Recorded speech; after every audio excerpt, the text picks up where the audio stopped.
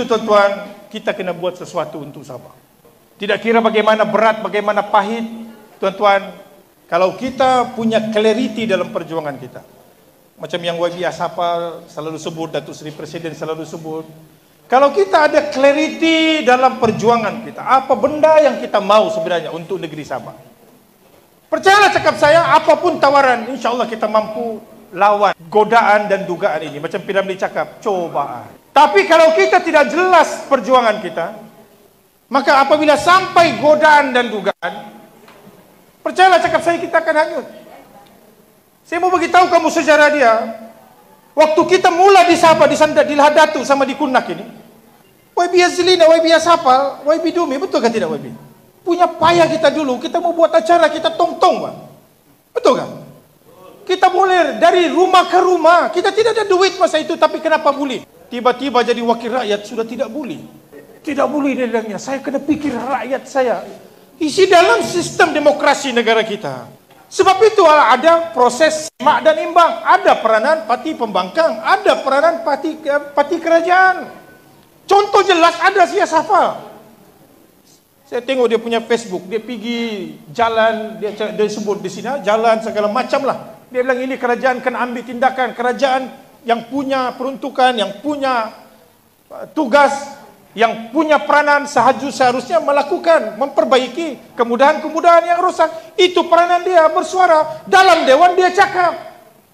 Bukan tanggungjawab kita selaku pembangkang untuk umum projek sana, umum projek sini. Kenapa pula tidak boleh? Dulu kita pembangkang sebelum dia YB. Boleh. Tiba-tiba jadi YB sudah tidak boleh dia. Dalam proses semak dan imbang, tuan-tuan, berapa tahun pas jadi pembangkang, boleh bertahan sebelum jadi kerajaan SIM. Betul ke tidak? DAP berapa tahun itu limkin siang, daripada dia muda sampai tua jadi pembangkang, boleh juga. Betul ke tidak SIM? Why suddenly kita baru berapa tahun tiba-tiba sudah tidak boleh? Percayalah cakap saya, tidak boleh. Sebab apa? Sebab nafsu. Ada kepentingan pribadi, perjuangan. Saya melompat demi rakyat. Demi rakyat? Saya melompat kerana rakyat. Apa jadi sama pelompat-pelompat sebelum ini? Si Hasan melompat di Sebatik, maju Sebatik. Apa dia buat di Sebatik? Sirina, apa dia buat di Kukusan? Maju sudah Kukusan. Yang dia melompat ini Sagama. Ada sudah bangunan pencakar langit? SIP, ada sudah? Hah? Ada ke tidak? Nah ini live nih, kasih tahu orang. Ada ke tidak setelah melompat YB Muhammadin kereta api ini? Maju, jalan sudah selesai, air sudah selesai.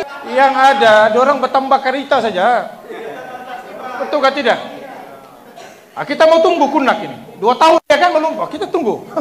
Apa yang dia buat di Kunak, saya mau tengok nanti. Nanti pilihan raya kita datang, saya mau tengok berapa bangunan pencakar langit. Selesai tidak masalah air di Kunak, selesai tidak masalah jalan di Kunak. Kita tunggu dalam tempo 1 tahun. Nah, kalau tidak, kita jumpa nanti masa pilihan raya.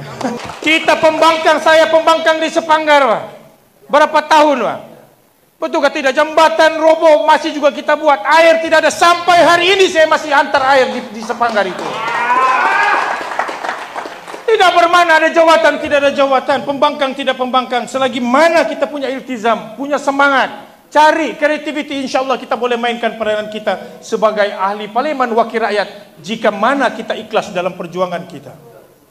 Tidak perlu mau ada peruntukan, mesti mau ada peruntukan.